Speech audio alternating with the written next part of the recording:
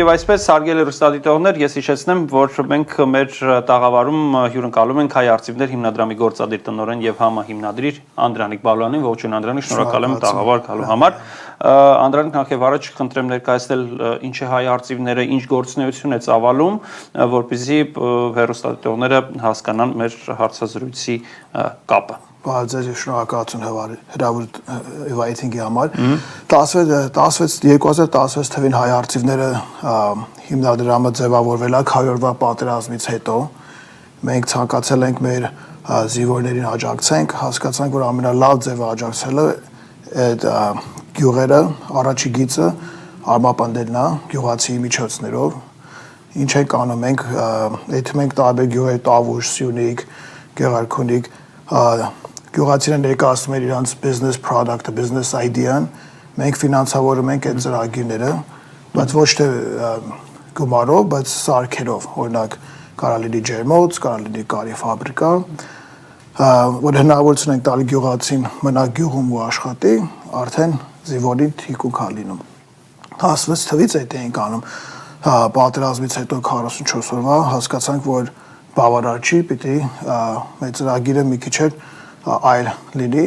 կրթական ծրագիրը սկսանք մոտավորապես 21-22 թվին, ինքը ազգային կրթություն է, Հայաստանը շատ դժվար ժամանակներով անցնում, փորձում ենք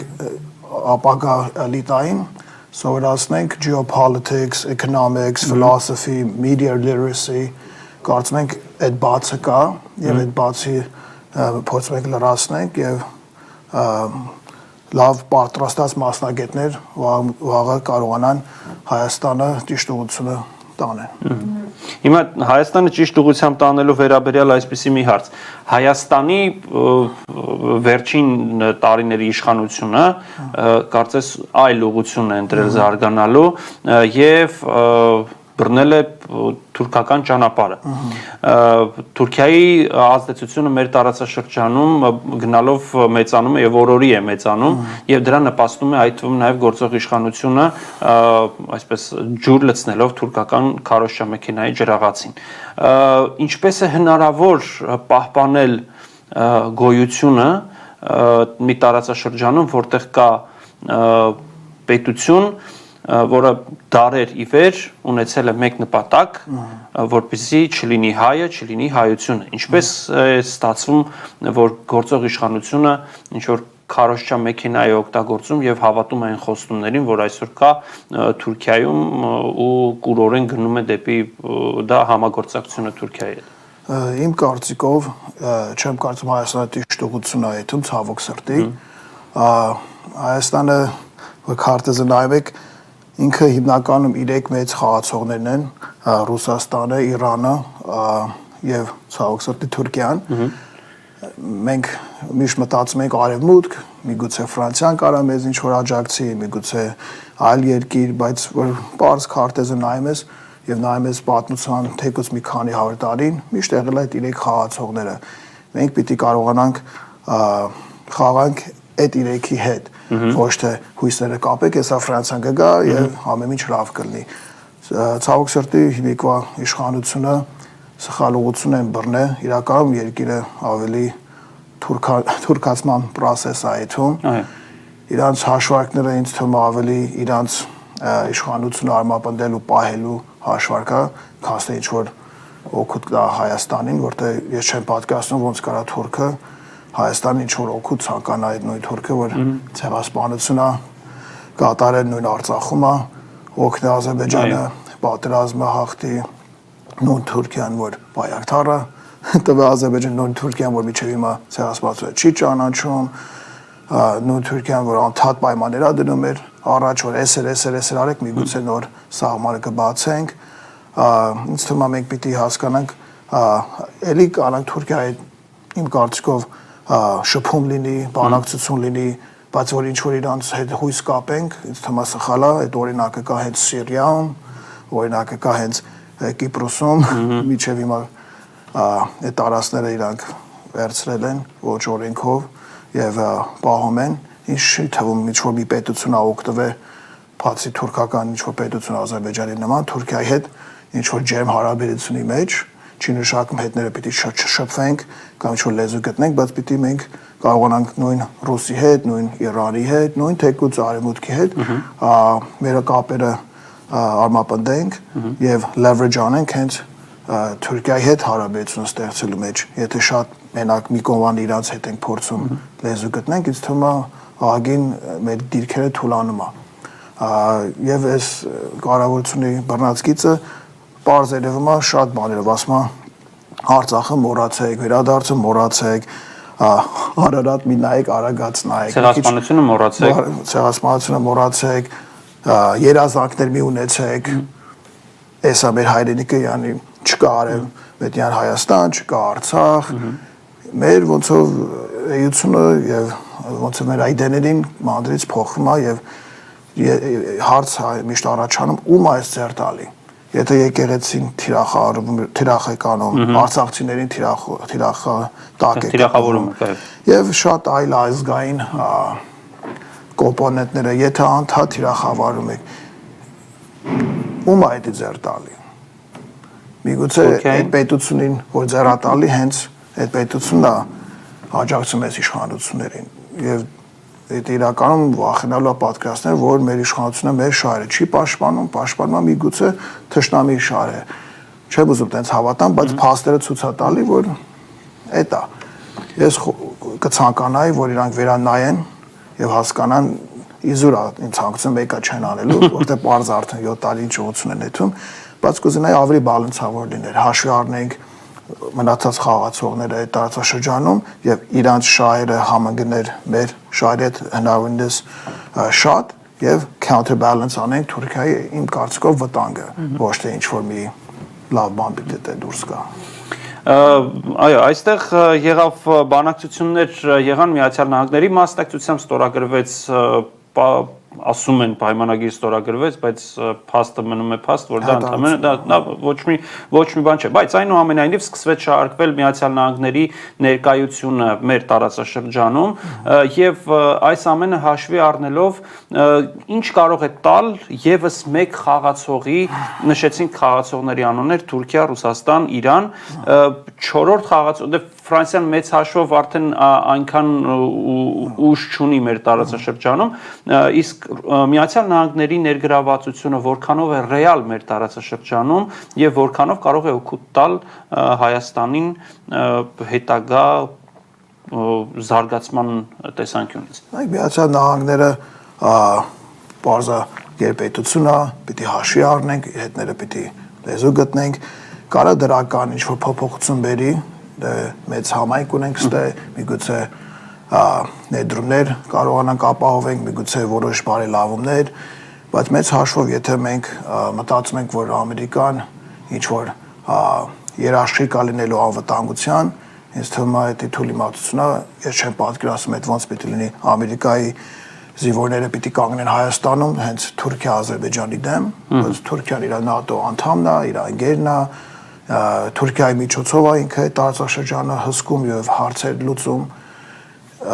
Եթե ասում ենք դրական, միգուցե դրական այդ ներդրում մի քիչ կարողանանք բալանսավորենք հենց հարաբերությունը Ռուսաստանի, Իրանի հետ, օտարագործելով Ամերիկայի հետ ազդեցությունը, բայց որ հույսներս դնենք ամերիկացիների հետ, ինձ թվում է իրան շահերը չի համընկնում ամբողջովին մեր շահերի հետ, կասեի շատ քիչ է համընկնում։ Ինձ թվում է իրանց հետաքրքրությունը տարածաշրջանը ավելի շատ չեզոքացներ Ռուսաստան եւ Իրանի ֆակտորը, ոչ թե ինչ որ մեզ, չգիտեմ, դժվարությունից հանի եւ ինչ որ անվտանգություն ապահովի։ Չեմ կարծում ինքը ցանկանում է մենք ինչ որ վատերությունի մեջ հայտնվենք, բայց ինքը այդ կաներ գլխավոր նպատակ չի, որ Հայաստանը պիտի ապահով լինի եւ բարգավաճվի։ Պիտի օտարագործենք այդ հարաբերությունը մնացած հարաբերությունի հետ եւ բալանսավորենք, որտեղ որ կարանք իրար հետ աշխատենք, որտեղ ոչ չանենք։ Եվ հիմա շարունակելով այս թեման, Միացյալ Նահանգներն առաջարկել է 28 կետից բաղկացած խաղաղության պայմանագիր Ռուսաստանի եւ Ուկրաինայի համար, ասել է թե որ արդեն բավական մոտեցել է խաղաղության հատվածը վերջապես, Ռուսաստանը եւ Ուկրաինան կարող են ինչ-որ համաձայնության հասնել, միգուցե ոչ այն պայմաններով, որ իրենք էին նախատեսում եւ Ուկրաինան եւ Ռուսաստանը, բայց այնուամենայնիվ այդ առաջարկը կա եւ հիմա սեղանին դրված է բանակցություններն ընթանում են դրա շուրջ եւ տարբեր զանգվածային լրատվամիջոցներ ու վերլուծաբաններ պնդում են, որ հնարավորության դեպքում, այսինքն երբ որ այդ պայմանագիրը շուտ ստորագրվի, Ռուսաստանը կարող է թեքել իր սլաքները եւ տարածաշրջանում նորից փորձի ուժեղացնել իր դիրքերը, որտեղ արդեն ամրապնդվել է Թուրքիան։ Եվ այդ համատեքստում որքանով է լինելու հեշտ Հայաստանին կողմնորոշվել հաշվի առնելով մենք խոսեցինք, որ Հայաստան ընտրել է Թուրքիայի վեկտորը եւ ամենքերպ պետական մակարդակով Ռուսաստանի նկատմամբ վատ արտահայտվելու տարբեր մեթոդներ է կիրառում Հայաստանը եւ այլն ընտրելով դարձյալ թուրքական վեկտոր, որքանով է հեշտ լինելու Հայաստանին, երբ որ պատերազմն ավարտի եւ Ռուսաստանը տեղափոխվի նորից իր ուշադրությունը դարձնի մեր տարածաշրջան, որտեղ Թուրքիան ուժեղացրել է իր դիրքերը։ Շատ լավ հարց է, իմ կարծիքով պատերազմը Ռուսաստանը Յուկրաինի ավարտ է գալի։ Տարիներով մեզի համոզում էին, որ Յուկրաինը հաղթում է, Ռուսաստանը հեսա կփլուզվի, Ռուսաստանը հեսա տնտեսությունը չի ձգի, ինչ ասես, ասում էին։ Ինձ թվում է սխալ հաշվարկ էր եւ ինձ թվում է պարզապես իրանք գիտեին, որ չէին հաղթելու, ուզում էին թույլատնեին Ռուսաստանին հնարավորինս։ Հիմա Ռուսաստանը փաստորեն մոտավորապես 27% Յուկրաինի տարածքը վերցրել է, Յուկրաինը 1/4 իր բնակչությունը արդեն լքել է երկիրը եւ ամենաաշխարհի մեծ պետությունը դառավ ավելի մեծ եւ մի հատ է ռեսուրսները ավելացավ, թանկարժեք մետալներ, հանքեր, չգիտեմ, ցորեն, ինչ ասես, ավելացավ, ավելի հզորացավ։ Ինչա նշանակում Ռուսաստանը այդ պետությունը չի, որ պիտի հաշվի չնստես։ Չեմ ասում իր ասածով պիտի եթաս կամ Ռուսաստանը պիտի լինի մենակ քո դաշնակից ընկերը, բայց ինքը ցույց է տվել, որ ամբողջ ՆԱՏՕ-ի կարամ ասեմ զենքերով, գիտելիքներով, աջակցությունով էլի կարողացել է դիմադրի, հաղթի, մի քիչ մտահոգիչ է, որ մեր իշխանությունը անդադ Ռուսաստանին թիրախավորում է, ինքը գերպետությունը աշխարհի երկրորդ ամենահզոր պետությունն է։ Եվ վերջո աջակցել է Ռուսաստանը երկար տարիներ Հայաստանում։ Այո, աջակցել է Հայաստանում, Հայաստանը թեկուզ պատերազմի վաղ մենակ երկինա, որ զենքեր ղրկում, մենակ երկին էր, որ իրականում ուներ այդ լիցակները պատերազմը դադարացնել եւ ցավոք սրտի մեր իշխանությունները չհամաձայնվան։ Հիմա որ ինքը գալու է հետ տարածաշրջանում, իմ կարծիքով միանշանակ, որտեղ իր գոտիներից մեկն է, ես չեմ պատկերացնում ինքը պրոստը թողի հանձնի Թուրքիային, ավելի է բարդանալու մեր վիճակը, որ ամենտեղից ոնցով արդեն քաշելու են իրան շահերը։ Մենք պիտի բալանսավորենք, մենք պիտի հասկանանք ով է մեր potential ally, ով է մեր թշնամին։ Ռուսաստանին չեմ ասում կույրը պիտի ինչ ասի մենք իր ասածով եթանք, բայց պիտի հաշվի առնենք իր շահերը։ Հաշվի չենք առնում, լինում է Յուկրաինի վիճակը, Վրաստանը, նույն Հայաստանը, ուզում ասեմ ինքը շատ ուժեղ խաղացող է, որ ասենք պրոստը խնդիր ունենալ չես կարողանալու բարձել։ Ավելի լավ է լեզու գտնել, բանակցել նույն Ամերիկայի հետ, նույն Պարսկաստանի հետ, բայց հասկանանք դա իրեք ուժն է որոշում Թուրքիա, Ռուսաստան, Իրան, իմ կարծիքով ավելի պիտի շեշտվի Ռուսաստան ու Իրանի ֆակտորը, որտեղ իրանք երբևս չեն ասել, որ Հայաստանը Ռուսաստանը, Հայաստան, Պարսկաստանը չի ասել Հայաստանը, Իրանը, իրանք մեր գոյությունի հետ խնդիր չունեն։ Բայց ցավոք սրտի Ադրբեջան, Թուրքիան ունեն ամեն օր հայ-չոր հայտարարություն, որ West Ադրբեջանը, չգիտեմ, Սևանը, էսա, մտում խաղաղություն, բայց ինչ խաղաղություն, գերիներ ունենք, տարածքներ ունենք, որ մինչև հիմա իրանք նստել են ու չեն ուզում հելնեն, ինչ երաշխիք ունենք, ինձ թվում է փափուկ բարձր դնում եւ ինչ որ հարմար պահին նորից հարձակվելու են, հարմար պահին նորից փորձելու են թույլատնել մեզ։ Եվ այստեղ նորից պետք է խոսվի Թուրքիայի ազդեցության մասին եւ փորձեմ հակադարձել այն տեսանկյունից, որ այո Թուրքիան եւ Միացյալ Նահանգները ՆԱՏՕ-ի շրջանակում գործընկերներ են եւ այլն ունեն շահեր համատեղ, բայց Սյունիքի տարածքը վերջնականապես գրավելու պարագայում Թուրքիան եւ թուրքական պետությունների այդ ամբողջ համալիրը, այսպես ասենք, այդ մեծ հատվածը ուղղակի լուրջ խնդիրներ է առաջացնելու եւ Ռուսաստանին, այդ թվում նաեւ Միացյալ Նահանգները, որովհետեւ Թուրքիան այդպես անսահման ուժեղ է լինելու եւ թուրքական աշխարհն անսահման ուժեղ է լինելու եւ արդեն ավելի ուժեղ Թուրքիան, ավելի ուժեղ եւ ավելի մեծ պահանջներ է ունենալու ամբողջ աշխարհի նկատմամբ։ Այդ տեսանկյունից հնարավոր է